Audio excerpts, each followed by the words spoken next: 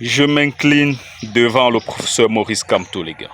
Je m'incline, je demande pardon. Ouais, je demande pardon. Wesh la famille, j'espère que vous allez bien et que tout se passe pour le mieux pour vous. Alors, j'ai suivi avec beaucoup d'attention l'interview de Maurice Kamto chez Valérie Ndongo. Les gars, ça m'a extrêmement fait plaisir. C'est-à-dire, j'étais là, j'étais devant ma télé comme ça. Je souriais comme ça tout bêtement, tellement j'étais fier. J'étais très content de voir ça, les gars. C'est comme ça que je veux mon pays, les gars. Pourquoi je demande pardon au professeur Maurice Kamto, les gars? Je sais que je le critique de temps en temps. Et à raison, les gars. Parce qu'il y a des choses que j'estime qui ne sont pas bien faites de sa part. Nous allons tout faire pour lui apporter notre soutien. Une promesse qu'il a faite aux jeunes chez Valérie Ndongo. Et cette promesse, les gars, c'est la promesse ultime. C'est la promesse que moi, particulièrement, je voulais. J'attendais qu'un candidat vienne et nous fasse cette promesse-là, les gars. Qu'il nous fasse cette promesse. Et ça m'a marqué. Ça m'a touché. Je me suis dit, ouais, j'ai visualisé mon pays dans des années à venir. Si cela arrivait. Et quoi de mieux que ça, les gars? C'est le début du développement là-bas. C'est le début de quelque chose, les gars. Il nous promet dans cette émission, dès son investiture, si on décidait de lui faire confiance, la première des choses qu'il ferait, c'est de changer la constitution. Le mandat présidentiel devrait être ramené à un mandat renouvelable une seule fois. Voici la promesse qui m'a extrêmement fait plaisir, les gars. Elle m'a extrêmement fait plaisir. Stop au nombre de mandats infinis, les gars. C'est ça qui a tué notre pays, les gars. C'est ça qui a tué notre pays. Ouais. Les gars, un seul mandat renouvelable une seule fois. Le candidat sait que si on lui a fait confiance pour une fois, les gars,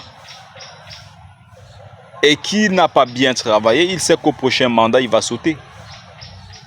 Le jeu politique sera beaucoup plus ouvert, les gars. Et quoi de mieux pour apporter du mouvement dans notre pays, du changement dans notre pays, du développement dans notre pays, les gars. Ça m'a extrêmement fait plaisir. Je ne suis pas un fanatique. Je continue de vous dire, vous, les fanatiques là, les gens qui supportent même ce qu'il ne faut pas supporter là. Je ne suis pas un fanatique. J'essaye de voir ce qui peut arranger mon pays. Quand c'est bien, je suis là, les gars. J'apprécierai toujours. Mais quand il y a quelque chose qui ne va pas, je serai toujours là pour le dire. Je vous avais dit que je devais revenir avec une vidéo où je dirais qu'est-ce qu'il faut faire pour l'emploi du jeune et pour le développement de notre pays, pour rendre nos villes, nos différentes villes, beaucoup plus propres. Baisser drastiquement ce phénomène de corruption qui gangrène notre société. Suite à cette promesse du professeur Maurice Kamto, restez jusqu'à la fin de la vidéo. Je vous dirai tous les points que j'ai notés ici et que je pense que ces points, s'ils sont mis en place, ça change littéralement le visage de notre pays, le visage de nos différentes villes, les gars. Il y en a qui pensent que l'emploi jeune, lorsqu'on parle de l'emploi des jeunes, c'est la fonction publique. Ou alors c'est des sociétés privées, je ne sais pas, des grandes sociétés privées, là, les gars. Pas toujours. Il y a un autre moyen de trouver de l'emploi aux jeunes, surtout les jeunes soi-disant, entre guillemets, égarés. On peut toujours récupérer certains jeunes et les donner de l'emploi. Ce premier point qui va rendre non seulement les villes propres, mais également donner l'emploi aux jeunes. C'est la mise en place des toilettes publiques dans tous les quartiers de chaque ville du pays, les gars. Les toilettes publiques, il faudrait au moins 2 à 3, voire même 4 toilettes publiques dans chaque quartier. Pourquoi je le dis, les gars? Nous constatons que les gens urinent de partout et les odeurs sont de partout, les gars.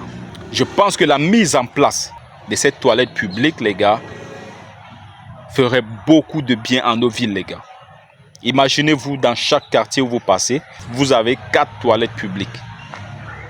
Et dans cette toilette, nous avons des jeunes qui y travaillent, qui y veillent leur propriété au quotidien. Dans chaque toilette publique, il y a 2 jeunes qui travaillent. 2 jeunes. Il y a un qui travaille le matin, il y a un qui travaille la nuit. Comment notre pays ne serait pas propre, les gars? Voilà déjà 2 jeunes que vous avez déjà donné de l'emploi dans un seul WC public. On prend de l'argent où pour les payer? Les gars, si l'État ne peut pas les employer, si l'État ne peut pas avoir un budget pour ces jeunes, je pense que nous, les populations, nous pouvons rémunérer ces jeunes-là. Comment ça se fait? C'est-à-dire, lorsque vous venez uriner ou alors vous mettre à l'aise, il y a un tarif. Il y a une boîte où vous venez et que vous lancez de l'argent à l'intérieur avant d'avoir accès au WC. Et cette caisse sera littéralement fermée. Seules les personnes appropriées, les personnes indiquées viendront ouvrir cette caisse pour récupérer cet argent. C'est à partir de cet argent que ces agents, que ces jeunes-là sont rémunérés chaque fin de mois. Cet argent sera reversé dans les caisses de l'État. Et maintenant, l'État, avec cet argent, versera donc un salaire à la fin du mois à chaque jeune qui aura travaillé. C'est-à-dire, lorsque vous venez le matin, vous devez pointer sur un cahier, sur un registre, votre présence. Lorsque vous partez, vous repointez également. Exactement comme ce que font les vigiles. Vous voyez ce que je veux dire? Et ces jeunes-là sont là pour l'entretien de ces toilettes publiques-là. Vous comprenez ce que ça veut dire? Et maintenant, imaginons donc que dans chaque quartier, vous avez 3 à 4 toilettes publiques comme ça. Les gars, ça fait déjà environ 8 jeunes que vous avez déjà employés par quartier. Imaginez donc, par exemple, vous êtes à Douala, je ne sais pas dans quel quartier vous êtes à Bonanjo, vous êtes à Lokpom, vous êtes à Bonamoussadi, vous êtes à Bonaberi, voilà, Bepanda et tout. Dans chaque quartier, il y a des WC publics comme ça partout et il y a des jeunes qui y veillent. Ils seront rémunérés chaque fin de mois, les gars. Vous voyez? Et maintenant, il y a également un autre domaine, le nettoyage des voiries et des rues. Quotidiennement, nos rues doivent être nettoyées et nos voiries doivent être nettoyées. Je pense que l'État peut employer des jeunes comme ça.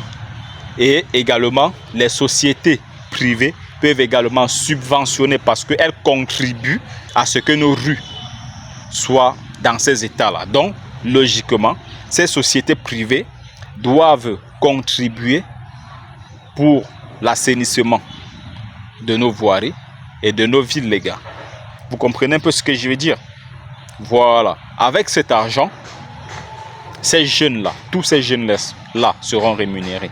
Mettre des seaux poubelles dans chaque coin des rues, dans toutes les rues, des seaux, des poubelles comme ça, qui permettront à chaque citoyen de pouvoir jeter, de pouvoir balancer un objet, un emballage plastique dans cette poubelle, les gars. Le deuxième point, le point de la sécurité et la lutte contre la corruption.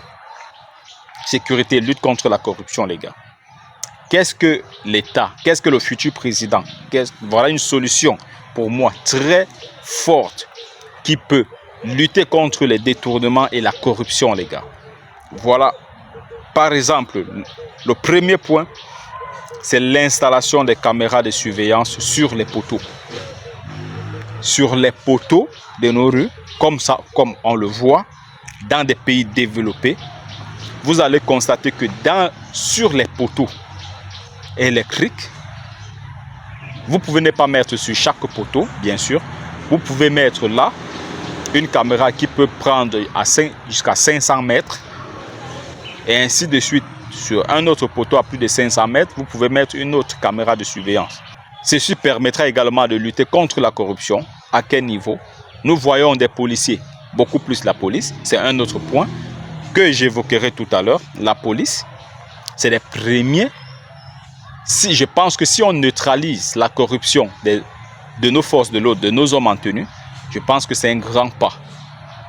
Ça serait un grand pas, les gars, parce que c'est le domaine où la corruption frappe le plus dans notre pays. Donc, il faudra donc reformer cette police, nos hommes en tenue, et ce qui est dans le deuxième point. Ce qui est dans le deuxième point de la sécurité et de la lutte contre la corruption, reformer nos hommes en tenue et les doter, surtout nos policiers là, notre police là, et les doter, chaque policier qui sort dans la rue, les doter des jackets qui porteront une caméra de surveillance comme on voit dans des pays développés, les gars. Une jaquette là, avec devant une mini caméra de surveillance là. Vous savez de quoi je parle, les gars? Je pense que chaque homme en tenue qui sortira avec cette caméra, avec cette jaquette, les gars, il n'oserait jamais faire du n'importe quoi, les gars. Non seulement vous avez ça sur vous, une caméra de surveillance sur vous, tout ce que vous dites dans la rue, tout ce que vous faites dans la rue, c'est filmé, les gars. C'est filmé et c'est écouté. Vous ne pouvez pas vous permettre de faire du n'importe quoi. Vous ne pourrez jamais vous permettre d'outrepasser vos fonctions. Vous ne pourrez jamais vous permettre de prendre 500 à un chauffeur. Vous comprenez ce que ça veut dire? Je pense que ce serait vraiment quelque chose à faire pour le prochain président, les gars. Si vous réussissez à faire ça, je vous jure, vous êtes là à 50% de réduction de la corruption au Cameroun, les gars. Réduction de la corruption et détournement des deniers publics. Vous comprenez ce que ça veut dire, les gars? Voilà. Pour des routiers, je pense, je ne sais pas, mais je me dis, il peut y avoir des machines dans lesquelles, lorsque les véhicules là, les gros porteurs là, ils passent, voilà, s'il y a des choses à payer, je ne sais pas, au pont bascule, mais je pense que c'est déjà électronique dans nos différents ponts bascule. Je ne sais pas encore, je n'ai pas vérifié, je n'ai jamais vérifié.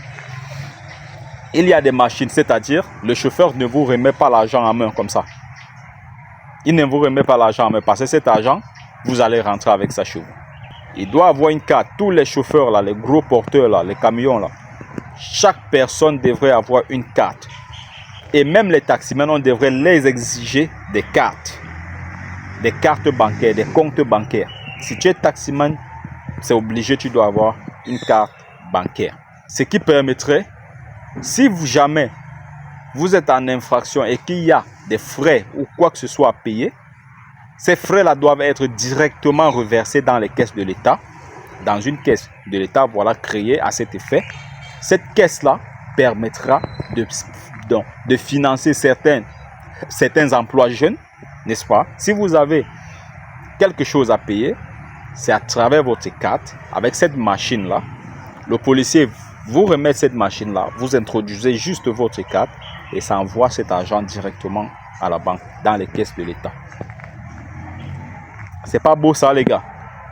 C'est-à-dire que le policier n'aura pas droit de prendre quelque chose à un chauffeur ou alors d'être corrompu. Il ne fera que sa loi. Ça veut dire qu'il ne pourra pas vous dire des choses qui outrepassent ses fonctions sous prétexte que voilà, tu ne m'as pas donné 500, tu ne m'as pas donné quelque chose. Parce que tout ce qu'il dit est écouté et c'est filmé, les gars. Tout ce qui se passe entre vous, votre interaction là, est filmé et c'est vu. C'est écouté. Vous comprenez, les gars? Voici à peu près, voilà, ces 4 points pour mettre nos villes propres et lutter contre la corruption. Pour moi, le prochain président met ces éléments-là en place, je vous jure, il aura gagné quelque chose. Il aura gagné quelque chose. Voilà. Je ne vais pas évoquer les routes, la construction des routes, parce que ça c'est un point non négociable. Là, je vous cite là, juste ce qu'il faudra faire vraiment pour changer le visage déjà de notre pays et pour amener le développement et donner l'emploi aux jeunes, les gars. Dernier point, comme je vous disais, que je n'ai pas trop apprécié et que je voudrais vraiment que le professeur Maurice Kamto se penche là-dessus. Je pense que s'il se comporte de la sorte, il gagnera le cœur de la quasi-totalité des Camerounais. Vous les fanatiques là, je sais que vous viendrez ici là me dire non, il n'a même pas besoin de... Il a déjà tous les Camerounais. Non, il n'a pas tous les Camerounais dans sa poche, les gars. Il y en a qui ne sont pas d'accord avec lui. Mais maintenant, il faudrait convaincre le reste, ceux qui ne sont pas d'accord avec lui, sur un point comme celui-là, les gars. Il faut toujours qu'il ait un discours de rassemblement.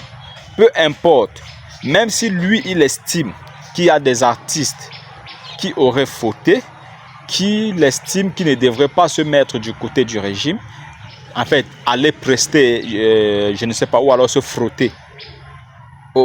Peut-être au régime, on invite un artiste, il se rend là-bas pour une prestation. On invite un artiste, il se rend là-bas pour une prestation et tout. Et que les membres de la diaspora qui, entre guillemets, soutiennent le MRC, s'il s'avère que ceux-là sont là à boycotter les autres artistes ou à enclencher la guerre, le boycott et tout, la violence contre ces artistes-là, je pense que lui, il devrait venir et tenir un discours de paix et rassembler ces Camerounais-là. Apporter ce discours de paix, d'apaisement. Voilà exactement le mot que je devrais utiliser. Apporter ce discours. Il devrait venir avec ce discours d'apaisement, les gars. Je pense que s'il reste sur cette lancée, je vous jure, il gagne le cœur des Camerounais.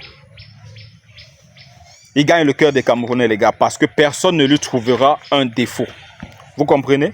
Parce que pour l'instant, la seule chose où certaines personnes s'accrochent, y compris moi, c'est le manque de paix. Ce truc-là de division des Camerounais et ceux qui sont là, qui obligent les autres à faire du désordre, hein, à outrepasser parfois la loi. Voilà ce qui divise un peu les Camerounais aujourd'hui. Mais je pense que si lui, le professeur Maurice Kamto, il vient avec ses discours d'apaisement, à chaque fois qu'il y a ce genre de choses, il vient avec il fait une sortie avec un discours d'apaisement.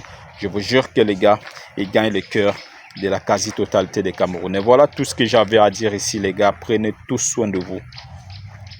Et à très vite. Dites-moi ce que vous pensez en commentaire.